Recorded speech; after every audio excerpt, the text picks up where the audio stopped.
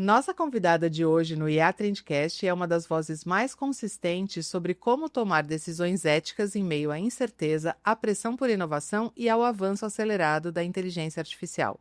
Cláudia Pita é advogada, mestre em Direito pela Federal do Rio Grande do Sul, conselheira certificada pelo IBGC, professora, consultora e fundadora da Evolure.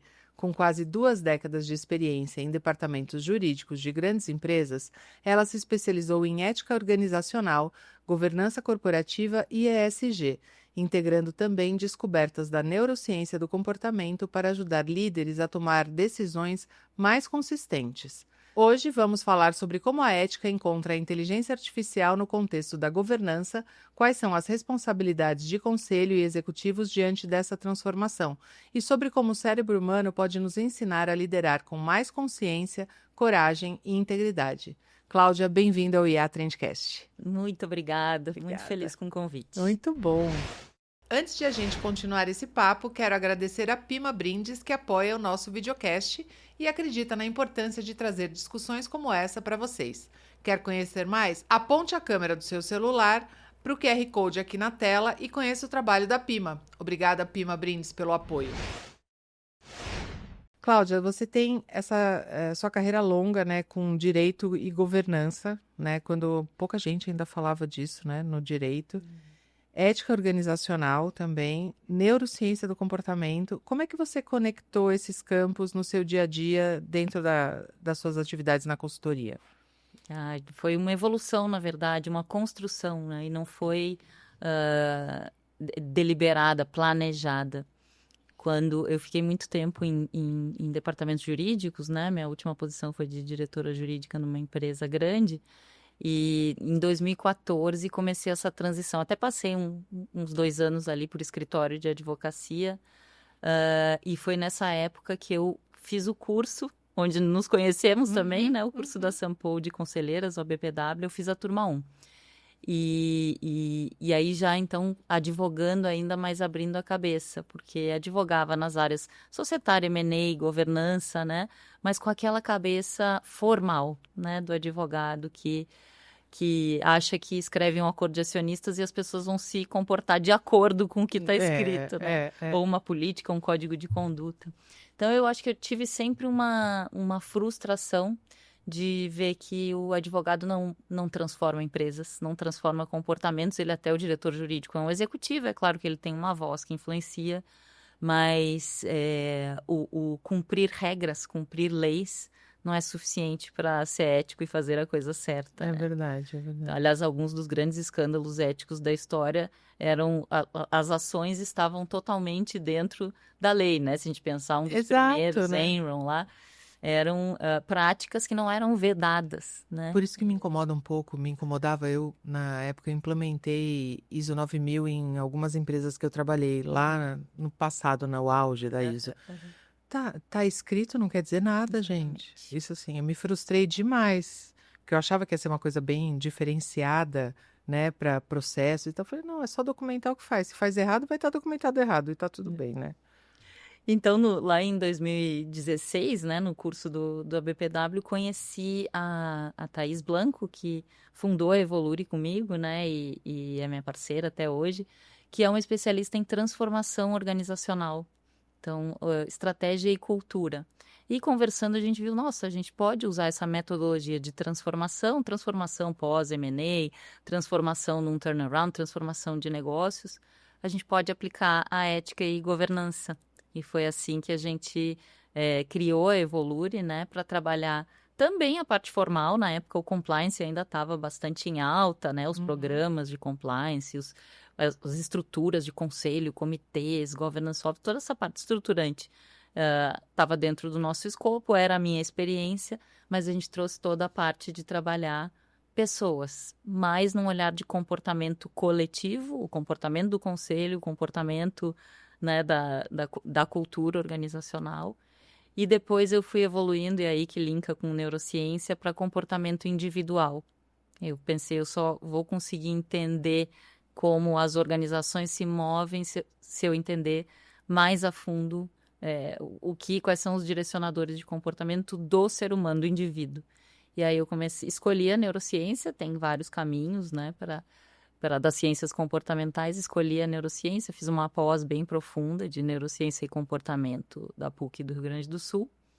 E hoje, assim, eu considero meu pilar fundamental, porque todos os meus trabalhos hoje partem e se destinam a transformar e conscientizar e sensibilizar indivíduos, para que eles transformem as organizações. E o que você descobriu nessa? Você falou, né, que você estudou e acabou descobrindo que o comportamento das pessoas é o que muda na empresa. Tem alguma coisa que você consegue, não padronizar, mas clusterizar, assim, falar, as pessoas fazem mais isso ou aquilo, ou tipos de comportamento que acontecem no ambiente corporativo? As pessoas se Ou personas corporativas? Pois é, né? Não, as histórias são geniais. Como eu já estou há 8 anos em consultoria, eu já acompanhei o mesmo indivíduo, o mesmo executivo em 2 ou 3 ambientes diferentes, com um estilão de liderança totalmente diferente, que se adequa ao que aquele novo contexto está pedindo, né? A gente se comporta muito de acordo com as circunstâncias, mas se as circunstâncias são muito tóxicas, muito detrimentais, precisa de alguém para mudar. E os projetos, processos de transformação cultural de empresas, não tenho as estatísticas, mas eles são muito frustrantes. Porque você mexe, né? Mexe em processos, em políticas, troca alguns executivos, mexe aqui e ali e não consegue, no longo prazo, sustentar aquela transformação. É uma coisa muito difícil. Então, as empresas investem muito nisso e 2, 3 anos depois já voltou tudo como era antes, né? Por isso, A cultura é mais forte, né? A cultura é forte, difícil de mudar, gente. Um dos nossos vieses comportamentais é o do status quo. A gente tá bem e tá confortável no conhecido, na inércia, né? Fazer o que sempre fazemos, como fizemos, né? Como sempre fizemos. E mudar e transformar é muito difícil. Então, acho que um aprendizado é esse, assim, criar líderes mais conscientes ou ajudar pessoas, né, que estão buscando se desenvolver como lideranças mais conscientes. E aí, onde elas estiverem, esse é um outro aprendizado grande aí, de uma visão mais sistêmica, né, do mercado e da sociedade. Onde elas estiverem, elas estão liderando mudança. Vai sair dessa empresa, vai para outra, daqui a pouco vai ser conselheiro numa ONG, daqui a pouco está influenciando um governo, né? Mas aquela pessoa leva um nível de consciência maior para o sistema. Bom, para começar pelo básico, agora que você já me explicou a sua estrutura de consultoria, quando a gente fala em ética organizacional, o que significa isso? Tem um checklist ou alguma coisa que vai além? A gente olha os pilares que se olha da cultura organizacional, né? Então tem a parte formal mesmo, as estruturas, um conselho com um nível adequado de independência, de acordo, né, com a organização, a estrutura de compliance mesmo, né? Alguém com independência, né, conduzindo a área, as políticas, os processos, né? Então tem essa parte. Mesmo outras políticas de RH, por exemplo, né? O que é valorizado, quais são os comportamentos que levam a promoções, a demissões, etc. Onde é que a gente investe no desenvolvimento de líderes, tudo isso conta. Mas tem uma parte simbólica, que são símbolos, os rituais, então tudo desde do layout do escritório até o dress code que é escolhido, né? Quais são as celebrações que se faz, quais são as histórias que a gente conta da empresa, né? Que registra, então essa parte mais simbólica, tenho certeza que você domina bastante aí como comunicadora o poder dos símbolos, né? E a parte que mais pesa na cultura, que é a liderança não só como exemplo, que é copiado, sem dúvida nenhuma, que pode inspirar, né? Ou pode afastar até as pessoas, mas tudo que a liderança faz, onde o líder dedica seu tempo, que temas ele dá mais atenção, valoriza, né? O que ele reconhece e incentiva, o que sai de comunicação no discurso autêntico, espontâneo dele, não o discurso treinado lá com o compliance officer, né? Mesma coisa, o conselho está mais distante do dia a dia, mas também é bastante simbólico, assim, né? O que os conselheiros dizem, o que fazem, como fazem. Então, essa parte da liderança e dos seus comportamentos e atitudes é fundamental. E depois os comportamentos que no dia a dia ali se espalham e viram como fazemos as coisas aqui, né? Lá no nosso código de ética está escrito que a gente, sei lá, não aceita presentes de fornecedores. Mas no final a gente aceita aqui porque o diretor tal foi jantar com o fornecedor e pediu um champanhe de R$ 3.000 e está todo mundo sabendo. Então, no final, aqui a gente faz assim, apesar do que está escrito no código, né? Então, esses são os componentes da cultura, a parte formal e estrutural, a parte simbólica, né, ritualística e a parte de comportamentos da liderança e de todos, né? Então, eu entrevistei uma pessoa aqui que ela falou que tinha muita coisa muito documentada, mas que a prática, tudo que estava documentado não era como era feito. Sim. Né? E aí virou um problema para você implementar uma IA, por exemplo, porque o que está documentado não funciona e o que é feito está no informal, né? E isso teve que refazer todos os processos para colocar dentro da IA para a IA saber automatizar um processo que não era o processo que estava documentado, né? E a gente tem mania de regras, né? Tanto de leis, aqui no Brasil a gente gosta muito de lei, de regulação e tal, como nas empresas, muita política, muito procedimento, tudo documentado. Isso tira... isso pressupõe falta de accountability das pessoas. Eu crio um monte de regras porque eu não confio e não dou autonomia para as pessoas né, agirem, tomarem as suas decisões e suportarem as consequências das suas decisões. A gente não cobra, né? A gente, no Brasil, como sociedade, a gente não cobra responsabilidade das pessoas pelas suas ações. É verdade. Né? Então, tem uma coisa cultural também e era um pouco da minha frustração, né? Porque botar coisa no papel não transforma ninguém. Não, e eu brincava, sempre brinquei, né, com todos os meus advogados corporativos, era isso. O contrato tem 42 páginas, tem 20 páginas, assim, é por página? É por página que vai resolver o número de problemas? Sim. Garante? Quanto mais escreve, parece que vai garantir. Não vai, né? E talvez eu não esteja dando a resposta mais direta, porque você perguntou, porque ela é complexa, e eu acho que a gente vai navegar por isso ao longo do nosso papo, mas o que muda o comportamento das pessoas? Várias coisas, né? Uma delas é um senso de consequência. A consequência pode ser negativa ou positiva, mas o senso de que você vai ser punido se você violar as regras, os valores éticos da empresa é importante nisso, assim como na sociedade. Ser uma sociedade onde prevalece uma percepção de impunidade, por exemplo, a tendência é que as pessoas vão cometer mesmo, né, ilícitos, desvios éticos, porque a consequência é importante para a gente, não é que a gente nasceu com aquele chip ético e ninguém vai nasce funcionar, né, para o resto da vida perfeitamente. Ninguém nasce é uma coisa mais do brasileiro que ainda é novato nesse mundo ou nesses temas.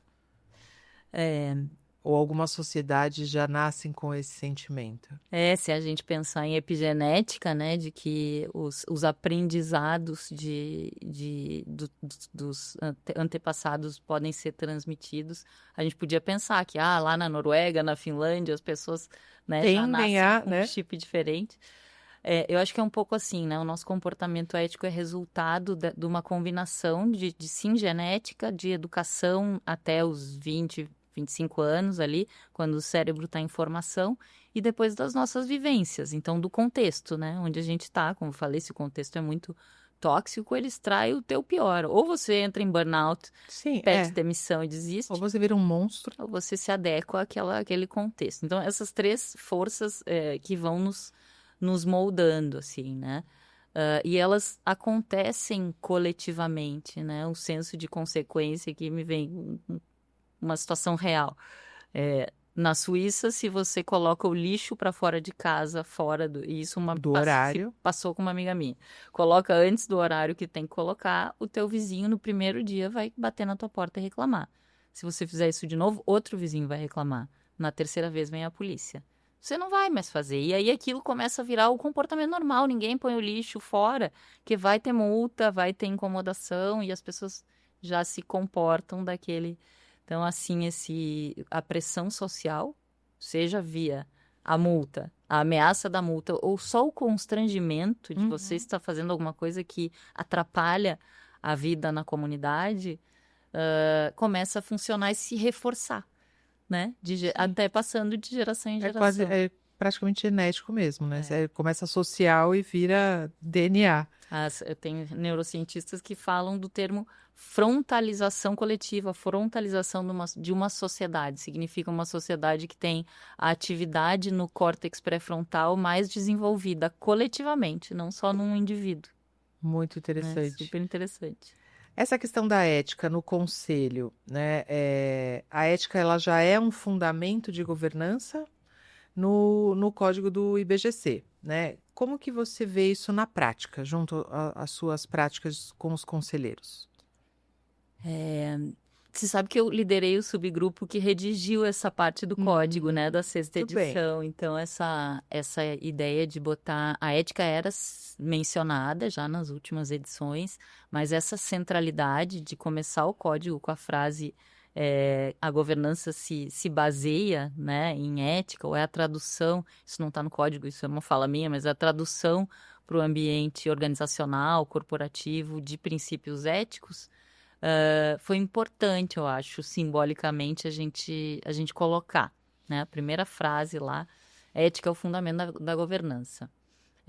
Também explicitar, né, que governança não é só, acho que ainda tinha uma percepção equivocada, mas talvez prevalente, de que governança é o checklist das formalidades, então as estruturas, os processos, as regras, né? Tanto que quando tem um grande escândalo corporativo, né, Americanas, por exemplo, qualquer um desses que a gente queira pegar, algumas pessoas comentam, a governança não presta para nada, porque a empresa tinha governança, né? No caso da Americanas, estava no novo mercado, estava no índice de sustentabilidade da B3, um monte de reconhecimentos de boa governança. Então a governança não adianta para nada, porque a empresa tinha... Mas o que normalmente essas empresas têm é essa parte do checklist, a parte formal. Tem uma parte de software da governança que é a parte comportamental. E aí a gente conseguiu colocar na definição de governança o termo princípios. Então tá lá, governança é um sistema formado por princípios, estruturas, regras e processos. O que os princípios fazem? Princípios, integridade, sustentabilidade, responsabilidade, né? Transparência, esses são os princípios éticos da governança. Eles direcionam o comportamento.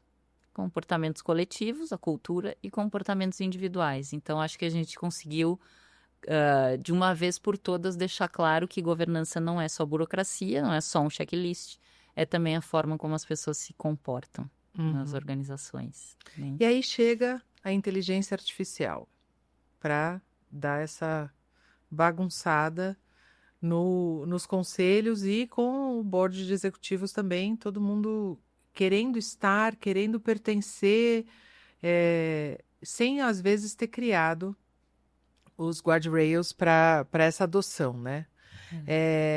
Tem alguma métrica em IA e cultura que você acha que deveria estar na pauta dos conselhos já? Ou que já estão, do que você pode ver nesse 2 anos aqui de IA, 2 anos para 3? Retomando um pouco até da tua pergunta anterior, ética não é um tema tranquilo de se tratar e se discutir na grande maioria das organizações, né? Seja no conselho, seja em outras instâncias. Em algumas, eu sempre penso em escalas de maturidade, né, das organizações. Então, claro que tem empresas mais maduras, que, né, contêm as conversas difíceis sobre ética, endereçam suas vulnerabilidades éticas, seus problemas. Existe isso, mas tirando uma média, assim, no Brasil, tanto olhando empresas grandes e as menores, nem se fala, né? Não é um tema de empresa. Quando eu comecei a consultoria há 8 anos atrás, a Evolure, eu escutava muito assim, olha, a gente aqui precisa fazer um programinha de compliance, né, para o mercado ver, para os investidores verem que a gente tem, mas ética não é um problema para nós, porque ética se aprende em casa. Aqui a gente só contrata pessoas éticas, né? Eu ouvia muito isso e é um tabu que existia, né? que a empresa não é um ambiente para se discutir. Ética não é uma pauta, a empresa não é um ambiente para se discutir sobre É ética. tipo educação, vem de casa, é Vem isso? de casa, É. a pessoa vem, ou a pessoa é de bom caráter, é ética, e eu contratei essa pessoa porque o meu processo seletivo permite identificar, né? Uhum, É, aham. ou ela vai cometer algum desvio e aí é porque no fim ela era mau caráter. As empresas lavavam as mãos da sua responsabilidade no comportamento de cada indivíduo lá. E como eu bato bastante na tecla, né, a cultura, o contexto influencia e muito. Então, o tema ética, ainda nem cheguei em IA, ainda é difícil na mesa dos conselhos. Como abordar? É uma super saia justa. Até por causa disso, quando você levanta uma preocupação ética, parece que você está acusando alguém de ser mau caráter. Ai, E já não é. dá um Você peso, né? peso e Monstruoso. fica todo mundo cheio de dedos. É o E... que você falou, saia justíssima. Então é um assunto ou simplesmente ignorado, né? Nem se cogita falar disso, ou evitado, e que é muito difícil de falar. Então, isso é ética em geral, né? Quais são os nossos, as nossas áreas vulneráveis, né? Como é que está o comportamento ético dos nossos altos executivos, né? Como é que é o discurso deles sobre ética? Será que eles estão reforçando esses valores, esse comportamento, ou será que eles fragilizam, né? Enfim. Então, o tema por si só, vamos olhar as estatísticas do canal de denúncia, o que nosso canal de denúncia está nos dizendo. Vamos fazer uma pesquisa de cultura ética. Dificílimo, eu estou há 8 anos trabalhando nisso, fiz poucas até hoje. Assim, né, no relativo, até em comparação com outros trabalhos. Porque para uma empresa estar aberta para botar o dedo na ferida e ouvir, seja pesquisa anônima, sejam grupos focais, entrevistas, tem várias metodologias. É difícil mesmo. Um dos canais que começa a entrar, porque é muito associado, é reputação. Então, estamos fazendo um trabalho de reputação, como somos percebidos e tal, e aí valores, questões éticas entram. O trabalho é o do compliance mesmo, canal de denúncia, o que a nossa estrutura formal está nos dizendo sobre a nossa cultura, mas ainda muito incipiente, né? Se fala muito pouco. Quando entra IA, tem um problema enorme, que é o do desconhecimento. Então, os conselhos mais maduros estão correndo atrás dos conselheiros para aprender, para entender quais são os riscos éticos e quais são os instrumentos de governança que a gente pode usar para mitigar esses riscos éticos. Mas, por outro lado, percepção minha, tá? De assim, primeiras reações que eu vejo das empresas, é mais fácil falar sobre falhas da IA do que sobre falta de ética dos seres humanos. Então, eu já vivenciei algumas situações, até que participei, né, como consultora, onde o problema ético estava na cultura, mas ficou mais fácil culpar a IA por algum... ela reproduz algum treinamento que ela recebeu, né? Tá, seja pelo uso, manipulação de fatos, de imagens, de áudio, né? tudo. E vieses. Essa discriminação aqui foi a IA né? Que trouxe, Mas, assim, no mínimo, a cultura não preveniu, né? Não agiu para... Seja um programador lá identificando, olha, aqui nós temos um problema. Seja as camadas de controle, né? A política, os comitês, os testes, a auditoria, os canais de ouvidoria, né? Você vai botar uma plataforma dessas ou uma ferramenta que usa IA e vai expor algum dos teus stakeholders, consumidores, colaboradores. Claro. Tem que ter um canal para ouvir rápido e resolver reclamações e ir aprimorando, né? Então, essas camadas não estavam bem colocadas, mas fica mais fácil dizer que foi falha de IA e precisamos trabalhar a governança de IA. Isso não deixa de ser, isso acontece também, mas muitas vezes vai ser uma falha da cultura, né? Não da... Você tem razão, verdade. Da tecnologia. Nunca tinha pensado sobre esse ponto de vista. No mínimo, a cultura deveria prevenir. Se o propósito e os valores são fortes, né? Esse cuidado com os stakeholders para não gerar dano deveria estar lá. E aí você fala também, acho que tem a ver com isso que a gente está falando agora, sobre cultura do silêncio moral, né? Conta um pouco o que é isso para a audiência e como quebrar esse silêncio. Legal. O silêncio moral é um dos elementos que a gente vê nas culturas muito disfuncionais, muito tóxicas, né?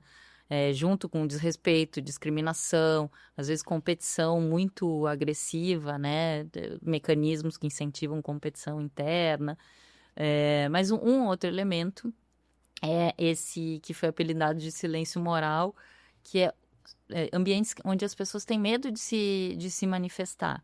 Seja para questionar o status quo, esse é um elemento, aliás, de cultura péssimo para inovação. Sim. Porque não dá para questionar, nada, né? todo mundo tem medo, de dar uma ideia e ser considerado maluco, né? Ser isolado, não ser promovido. Mas, e na questão ética, assim, todo mundo sabe que as coisas acontecem, que a corrupção acontece, que o assédio moral e eventualmente até sexual acontece, que as fraudes contábeis acontecem. Todo mundo sabe, mas também todo mundo sabe que não é para falar. Porque quem tentou, aí são as histórias das organizações, né? Quem tentou, Foi demitido. todos os grandes escândalos, sempre tem 1, 2 ou 3 que querem levantar a mão e será que está certo isso que a gente está fazendo na nossa contabilidade? Será que lançar este produto né, dessa forma não engana o investidor? Essas pessoas são expelidas ou são isoladas, né? Elas passam a não fazer parte do inner circle, não crescem mais na carreira e tal. São taxadas de ingênuas, de que não entender. Imagina todos os escândalos para pegar só o Brasil, nem precisa ir para fora, que a gente viu nos últimos 10 anos aqui no Brasil. Imagina quantas pessoas das que não estavam diretamente envolvidas sabiam o que acontecia, mas tiveram medo de ser demitidas, de não ganhar o bônus, de tomar um esporro do chefe. Então, esse é o ambiente de silêncio moral. E ele é super presente sempre que eu faço pesquisa, seja em uma empresa, seja mais abertamente, assim, às vezes em aulas abertas e tal. Eu fiz um post no LinkedIn sobre isso há uns anos atrás e ele virou uma estatística para mim, porque teve tanta reação que me deu a sensação assim, as pessoas estão se sentindo caladas nas organizações. Elas reagiram a esse post porque eu dei nome para um sentimento que elas estão vivendo. Mas é isso mesmo, eu também nunca tinha pensado nisso e acontece. Muito. E quem às vezes quebra o silêncio moral é demitido, né? O cara não tá... Ele não faz parte daquele complô do silêncio, né? Exatamente. Quer questionar, não tá bom, não. A gente vai continuar fazendo errado. Por isso que se diz que até a Brené Brown, né, a psicóloga celebridade, diz assim que não existe ato no ambiente de trabalho que exija mais vulnerabilidade nossa do que cobrar ética e valores dos pares, dos superiores, enfim, né, de alguém. Por causa disso, parece que você está ofendendo a pessoa quando não deveria ser. Você pode até... E o ideal seria ver como você está contribuindo para ela também evoluir, também amadurecer, né? Dependendo de como você faz, com habilidade e tal. E hoje se diz que coragem é um atributo fundamental dos líderes conscientes, porque é difícil você ser a voz contra o sistema. E a gente sabe, tem que reconhecer, e eu falo isso, incomoda bastante gente, mas como sistema, nosso sistema é disfuncional. E aí entra... Já no meu outro pedaço aqui de neurociência, de fato, isso tem a ver com a formação da pessoa, aquela estrutura corporativa consolidada de anos e anos, né? Parece que é uma coisa que vem é comportamental mesmo, né? E como que você orienta as pessoas a ter essas conversas difíceis? Você sabe que tem um movimento internacional, começou acho com um livro, chama Giving Voice to Values, GVV, que o objetivo é exatamente dar instrumentos, né, capacitar, empoderar as pessoas que sabem o que é a coisa certa a se fazer, mas tem dificuldade de se colocar, né? Essa é um pouco da coisa de como quebrar o silêncio moral quando você sabe o que é certo. Então, tem várias dicas, assim, mas vai depender muito de quem é essa pessoa. É um conselheiro, conversa que eu vou ter com um conselheiro ou conselheira que está nessa situação de quer levantar uma preocupação ética no conselho é totalmente diferente de uma pessoa que é gerente e está me perguntando sobre uma denúncia que quer fazer no canal de denúncia sobre assédio, né? Então, não tem essa fórmula pronta. Mas se fala muito sobre habilidade, fazer costuras políticas. Se está no ambiente de conselho, acionistas e tal, é uma habilidade, assim, né, extrema política. Que aliados eu preciso buscar? Às vezes, o caminho mais efetivo entre 2 pontos não é uma linha reta. Às vezes, você precisa ir lá para o outro lado, voltar para cá. Em conselho, por exemplo, um caminho muito bom é usar a governança. Então, vamos instituir um comitê de ética, se não tinha. Vamos botar uma pessoa independente no nosso comitê de ética. Vamos pedir uma análise de um especialista de IA. IA, por exemplo, dá muito por causa da falta de conhecimento técnico, né? Dá muito essa margem. Vamos pedir uma avaliação externa, teste de percepção. Vamos fazer uma pesquisa de cultura. Então, você não precisa ir direto no problema. Você usa os caminhos da governança para trazerem um problema para a mesa e aí todo mundo vai ter que lidar com ele, né? Por exemplo. Eu pôr um bode na sala e todo mundo vai ter que lidar com aquele bode na sala, né?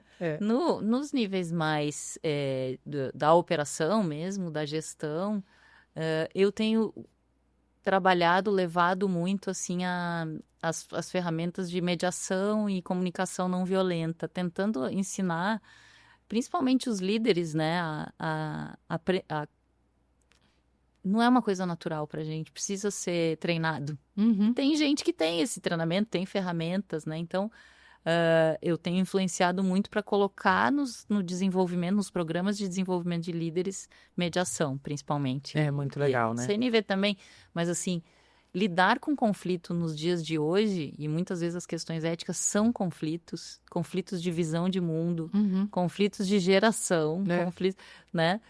Então, a questão é conseguir conversar sobre essas diferenças num mundo polarizado, né? Outras vezes não, outras vezes tem um desvio tal, e aí tem que, né, usar os canais. Mas aí você trouxe uma camada que é outra camada mais complicada também, né? Gerações diferentes, visões de mundos diferentes. A gente está vivendo nesse momento, acho atual, que são desde... A gente tem, sei lá, até Baby Boomer trabalhando e Gen Z trabalhando, né? Na mesma empresa. Como é que você coloca, assim, né? Todo mundo orquestrado, né? É uma dificuldade imensa. E essa acusação de parte a parte de falta de ética é constante, mas não é falta de ética, é só uma falta de convergência mínima sobre visão de mundo. Então, o que para alguns é uma atitude ofensiva, discriminatória contra a minha orientação sexual, por exemplo, para outro foi um comentário que não significou nada, né? Como é que você bridge esse gap, né? Então, acho que essas ferramentas de mediação... Mas não adianta falar para uma pessoa, tem que incutir na cultura. Eu até escrevi recentemente sobre mediação na governança. Tem que incutir nos canais, na governança e na cultura, que esses são métodos para lidar com questões éticas também. Aí indo para ESG, né? Você fala que ESG genuíno nasce da cultura ética e não de projetos isolados. Mas eu tenho uma percepção que ESG no Brasil, pelo menos, ele é muito rotulado como diversidade e vaga afirmativa, né? Ou greenwash, né? Tem alguns projetos genuínos? Sim, tem. Mas fica muito um oba-oba ou do ambiental ou da diversidade. Né? Como que a gente consegue endereçar ESG para resultado de verdade? Eu acho isso que nós estamos lendo, né? Acho que tem que reconhecer que tem um movimento aí pelo menos no discurso de retrocesso em ESG, né? Tem certamente um ajuste de linguagem, mas em alguns casos, fora do Brasil e no Brasil também, retrocesso. Algumas práticas, algumas estratégias, alguns projetos foram abandonados por algumas empresas, outras não, mantiveram, né, a sua postura. Mas eu tento ver trazer um olhar um pouco mais otimista para esse momento que a gente está vivendo, que não é de retrocesso, mas é de um retorno à origem do ESG. ESG, essa sigla surgiu, né, num movimento, num encontro lá no âmbito do Pacto Global, do mercado financeiro, seguradoras, bancos e tal. O paper que usou essa sigla pela primeira vez chama Who Cares Wins.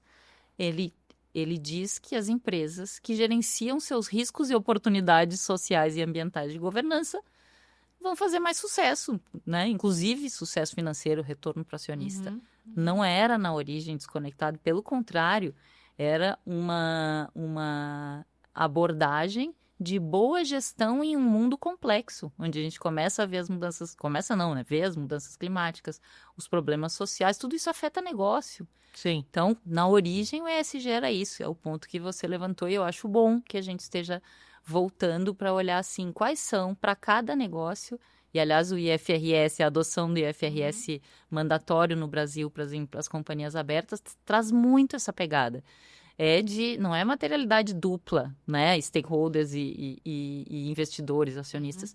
É onde que o acionista vai perder dinheiro se o gestor não olhar para uma questão ambiental que está ali. Eu sou gaúcha, estou super envolvida lá na reconstrução do Rio Grande do Sul pós-enchentes. Todas as empresas que estão lá, que não estão olhando para o risco de uma nova enchente daquelas proporções ou outros desastres ambientais que têm acontecido por lá. Pode acontecer de novo, né? Não chegou àquela proporção horrorosa, mas assim, teve enchente de novo, né? Quem não está vendo isso está gerindo mal o dinheiro do acionista. Então, era uma questão na origem de gestão. Eu acho que tem uma outra camada, que é a camada ética, de sim buscar uma sociedade melhor para além de dar retorno para o acionista, né? Como é que a gente consegue convergir ao máximo possível isso? Então, a pauta de diversidade, por exemplo, tem a ver com você trazer para a empresa os melhores talentos, né? Ter as melhores pessoas, ampliar até o mercado consumidor. Tem certas indústrias, certos setores, você deve conhecer bem, tecnologia, que tem escassez de talento. Sim. E aí você não vai olhar, não vai capacitar meninas, por exemplo, de zonas periféricas em tecnologia para poder ampliar esse pipeline, essa base, né? Mas, além disso, a gente quer uma sociedade melhor, né, com menos discriminação. Só que nesse caminho, a pauta virou muito essa visão, minha visão, tá? Ideológica. Foi capturada por ideologias e ela caiu na esparrela da polarização. E aí foi um grande prejuízo para todo o movimento de ESG. Eu faço projetos de estratégia ESG e principalmente do pilar sustentabilidade da governança, né? Então, olho mais conselho e diretoria dentro do ESG, como desenhar a estratégia e como ter os mecanismos de governança. Ou seja, não projetos lá na ponta. E diminuiu mesmo essa demanda, foi uma pena. Para mim, foi uma captura por uma polarização político-ideológica, né? Aqui e lá Aí virou marketing, né? Aí virou marketing. Aí várias empresas, aí cai um pouco a máscara, porque várias empresas que não tinham o propósito genuíno abandonaram as práticas, né? Daí fica aquela cara de greenwashing. Então, o que é o importante aqui para responder a tua pergunta? As empresas não precisam todas estar no mesmo nível de protagonismo e maturidade nesses temas.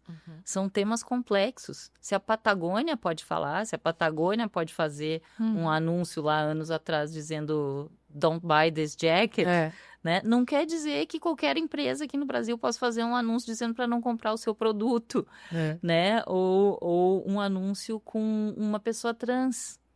Algumas empresas entraram nessa pauta, né, nessa onda aí do marketing e tal, e tiveram um revés violento de consumidores, rejeição de consumidores. Lembra o caso da Bud Light lá nos Estados Unidos, né, que fez uma campanha com uma mulher trans e tantos outros. Então, tem que ser verdadeiro para a empresa. Se a Patagônia pode, se a Magalu pode, ou a Natura pode, não quer dizer que você pode. Mas podem. O que você pode? Onde você mexe o ponteiro na mudança sistêmica que a gente precisa ver acontecer? Né? Não é contando história e fazendo discurso bonito que está na moda que você mexe o ponteiro. O consumidor percebe, né? Percebe. O que a liderança ética precisa aprender para lidar com os riscos sistêmicos E e A? Você sabe que tem um framework que é relativamente novo, aí 3, 4 anos, que eu gosto muito, que é também do Pacto Global, que é dos IDGs, né? Dos Inner Development Goals, que é um frame criado quando, né, o pessoal lá nos países nórdicos sentou para olhar os ODS, os SDGs, né? Olhar para 2030, olhar agora assim, a gente, em todos os 17 ODS, a gente está muito longe de atingir as metas que foram fixadas, né? Toda essa agenda de desenvolvimento sustentável, a gente patinou. Em alguns deles avançou um pouco mais, outros menos. Mas o que acontece? Por que a gente não conseguiu? E aí chegaram à brilhante conclusão de que a gente não transforma sistemas sem transformar as pessoas, né? De uma frase que é atribuída ao Einstein, de que você não muda um contexto, né? Não muda uma sociedade ou um mercado com o mesmo nível de consciência que o criou. As mesmas pessoas com a mesma cabeça que trouxeram o mundo até aqui não são as Exato, que não vão vai fazer, chegar para o ponto B, né? vai. Aí criaram esse frame de competências de liderança, né, individuais, dos líderes que vão ser capazes de fazer essa transformação, né? E ele é organizado em 5 pilares. O primeiro é muito mais profundo do que os frameworks de liderança que a gente viu até então, né? O primeiro pilar é ser, é você consigo mesmo. Autoconhecimento, né? Equilíbrio, presença, você está, porque é um problema do mundo atual. A pessoa nunca está presente, né? De corpo e alma no que ela está fazendo, está sempre com 1000 coisas na cabeça, multitask e tal. Mas também autoconhecimento, gerenciamento de emoções e tal. Então, esse é o pilar ser. Depois vem o pilar pensar, que é o mais cognitivo. E nesse pilar pensar tem pensamento sistêmico. Pensamento sistêmico, navegar na complexidade, na ambiguidade, são coisas que a gente não foi treinado necessariamente para fazer, tirando raras exceções. É verdade. Então, a gente está lançado, a nossa geração, a geração T, né, a geração da transição, está lançado num mundo com um nível de complexidade que o nosso cérebro não está, e de incerteza, né, que a gente não está preparado para lidar.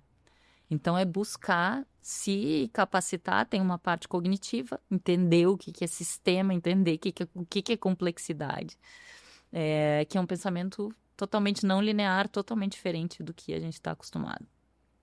Depois, relacionar-se. Então, tem as habilidades socioemocionais que a gente também negligenciou um pouco, né, nas últimas décadas, assim. A gente voltou muito para uma vida corrida, voltada para a produtividade e menos para a conexão emocional e social. Então, tem toda uma parte de relações. Depois, colaborar é outro pilar. Então, não adianta só se relacionar, tomar cerveja juntos e tal. Tem que colaborar para fazer a mudança acontecer. E o último pilar é o agir, onde entra coragem. Então, são 23 competências distribuídas nesses 5 pilares.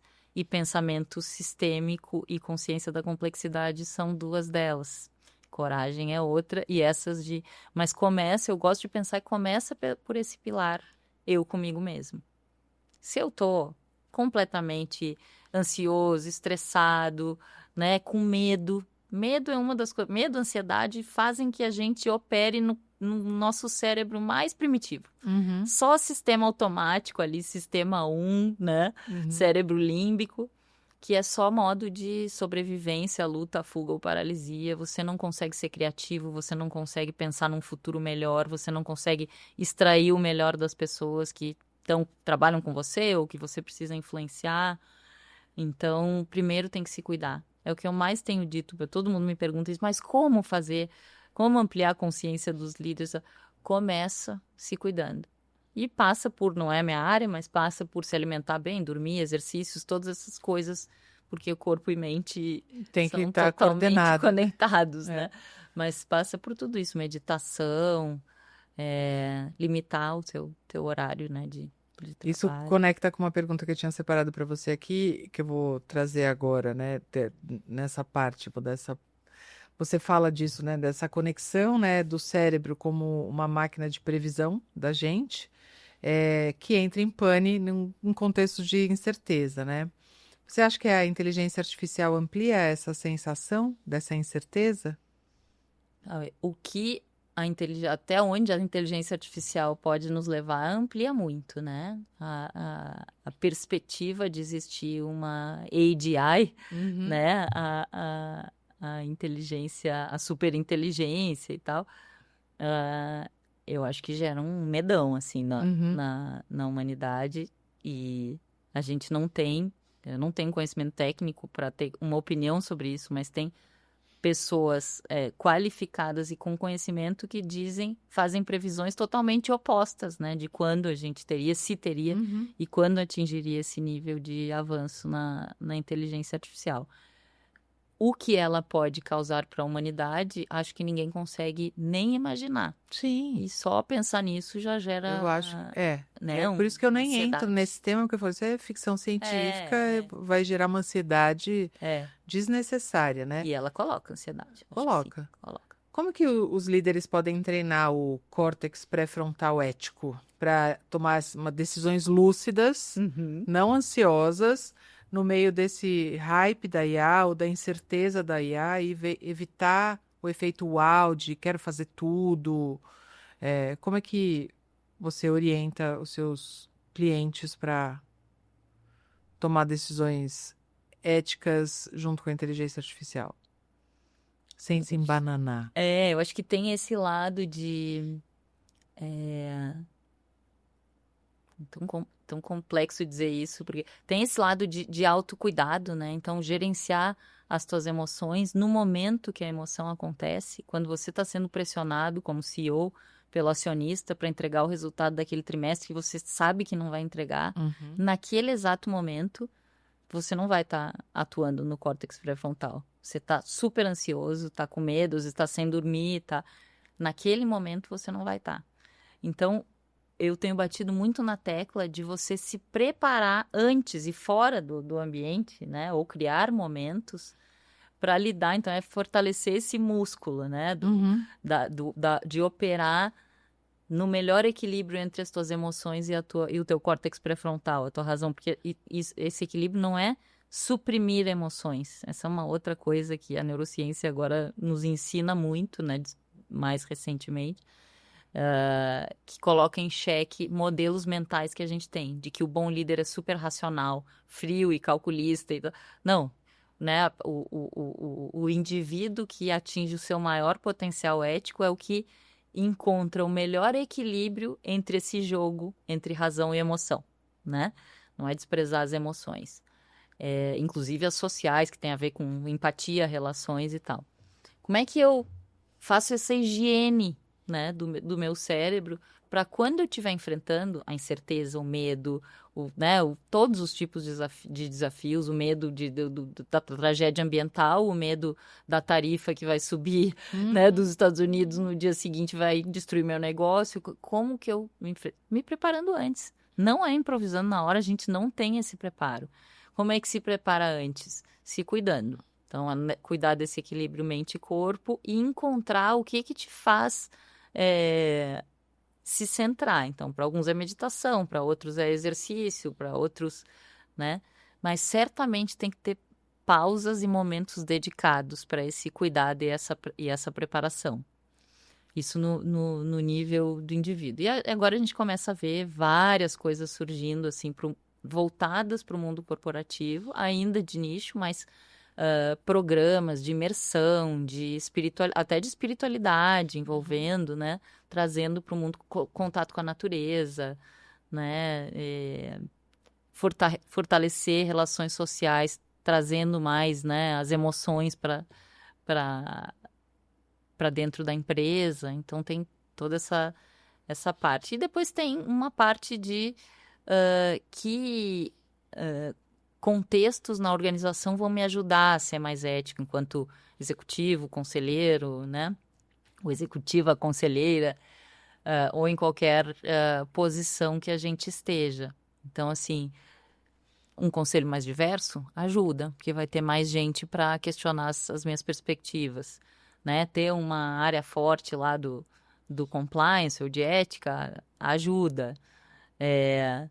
Até isso que você falou, que é uma coisa que eu também dou algumas aulas sobre isso, reputação. Você trazer essa É. pauta que é diferente Uhum. e que parece que não é tangível, é legal, né? Mas a pauta de reputação é mais tangível que de ética, então ela puxa Ela é a mais ética. tangível, é verdade.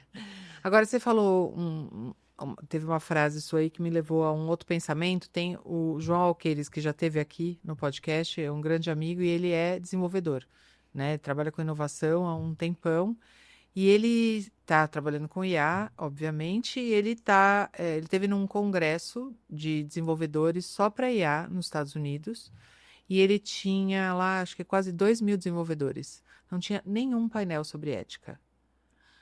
Então, você imagina tanta gente pensando, e ele voltou com esse problema, com essa preocupação. Falou assim, como é que a gente leva esse tema no Ética by Design, né? Essa criação da IA ética desde o princípio, né? Tem algum framework que você conhece, que você recomenda, algum pensamento, desenvolvimento de pensamento crítico para levar para desenvolvedores, tomadores de decisão? Porque assim, realmente, quando ele falou isso, me chamou a atenção também. Quase 2.000 pessoas falando sobre desenvolvimentos e softwares e programas de IA, nenhum painel sobre ética. Impressionante. Impressionante, mesmo. né? Até tem gente que prefere falar não de ética de IA, mas de IA responsável, né? Que é uma coisa mais pragmática. E tem vários frames, os princípios são meio que convergem, né? Que é transparência, explicabilidade, né? Do que o algoritmo está usando, que é difícil, né? É difícil, mas Que temos os que tentar, né? perdem o controle mesmo de quais são os critérios, né? Ainda mais essas mais antigas, né? A gente nem sabe, né? Coisa nova a gente até consegue, mas as mais antigas estamos tentando explicação até agora, faz uns anos já. Accountability, que é assim, a empresa e os seus tomadores de decisão não perdem a responsabilidade pelo que a IA está fazendo, não é? Né? Agora, como tem toda uma discussão de como responsabilizar a IA, não, continua, por enquanto, a responsabilidade é e deve se manter dos administradores, né? Daquela empresa. Não discriminação, então tem todo um tema aí de viés algorítmico, que esse até acho que está se falando um pouco mais. Então, são esses princípios éticos de IA. Então, os frames existem, mas eles esbarram, né, o papel escrito esbarra nos problemas que a gente estava falando antes da ética humana mesmo, né? Como garantir a aplicação daqueles princípios na prática. E isso depende de liderança e de cultura. Qual é o problema mais macro, assim, se a gente for para um nível bem macro, o que pressiona para que as pessoas negligenciem um pouco os riscos éticos da IA? É o porquê, né? O para quê que a gente está usando essa IA. E, invariavelmente, no caso das empresas, é para aumentar lucro, né? Então, você vai, por exemplo, colocar um algoritmo na rede social do indivíduo que vai fazer com que ele fique preso lá, fazendo scrolling por horas e horas, né? Intoxicado pela sua própria dopamina, né? Que é a antecipação dos desejos, o que vem aqui, né? Qual é o videozinho próximo que vai aparecer aqui para mim. Ou que algoritmos que, por te conhecerem muito e conhecerem o comportamento de consumo de pessoas do teu perfil, sabem o teu momento frágil, o teu momento de vulnerabilidade, onde você vai comprar mais. Então, a ferramenta é poderosa. Se ela for usada só para aumentar lucros, a tensão fica muito, muito grande entre essa finalidade e os princípios éticos, né? Em fazer a coisa certa. As principais aí desenvolvedoras, né? As principais desenvolvedoras dos LLMs, acho que na origem tiveram esse pensamento. A OpenAI não surgiu como uma empresa tradicional com fins de lucro, agora, né, foi se transformando gradativamente nisso. Depois limitou dividendos, né? Os dividendos da Microsoft eram limitados. A Anthropic, por exemplo, surgiu já como empresa lá nos Estados Unidos. Existe, né, um modelo societário de Benefit Corporation, que são as empresas que têm obrigação legal de não só gerar resultado para o acionista, mas também um bem para a sociedade ou para o meio ambiente. A Anthropic se coloca como uma empresa que desenvolve IA para o bem da humanidade, como traduzir e desdobrar isso na prática. A gente tem visto exemplos que eles estão acertando e outros não tanto.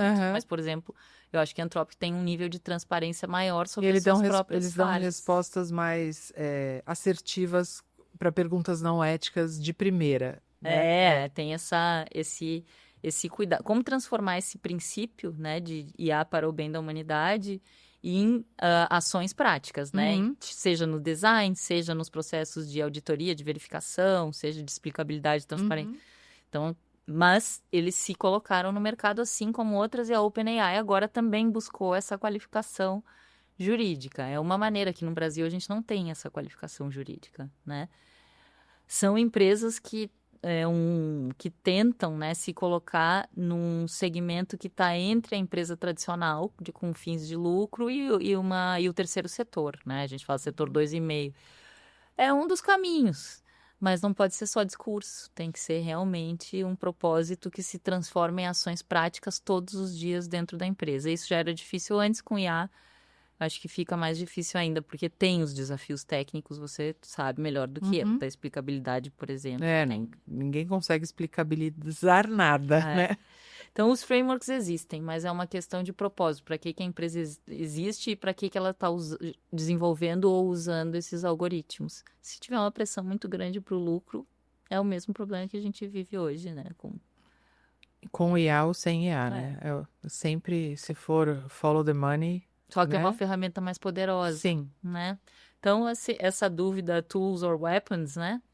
Vamos usar e vender IA como uma ferramenta, que pode ser até estar lá para o bem da humanidade mesmo, resolver problemas, né? Até da sustentabilidade futura do planeta e tal. Ou se vão ser usadas como armas.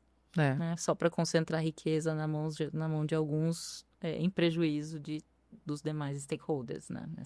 E para terminar, você acredita que a gente está preparado para ter conversas difíceis sobre IA em empresas e conselhos? Eu acho que sim, pela razão que eu falei antes. Eu acho que tem menos tabu de falar da governança de IA e de IA responsável e dos mecanismos que a gente precisa adotar para garantir que ela não cometa desvios éticos, não gere prejuízo para pessoas ou grupos. É mais fácil do que falar de ética humana. Então, aí resta a preparação técnica, né? O entendimento, a consciência básica dos riscos. E aí vai depender de que tipo de algoritmo, de que plataforma você está usando, para que funcionalidade, né? E aí um mapeamento, um entendimento de riscos. Mas acho que é menos difícil, vai ter essa tensão com lucro, muitas vezes, tomar decisões, às vezes, que afetam no curto prazo, né? Os resultados. Mas não corre o risco de você achar que está ofendendo alguém, chamando alguém de mau caráter, porque é aquela, né? Eu vou colocar aqui no descritivo do vídeo os livros que você deu de referência, os frameworks que você citou também, que é muito bom. E obrigada por ter vindo ao IA Trendcast e até a próxima. Foi muito bom, eu que te agradeço, Aline. Obrigada.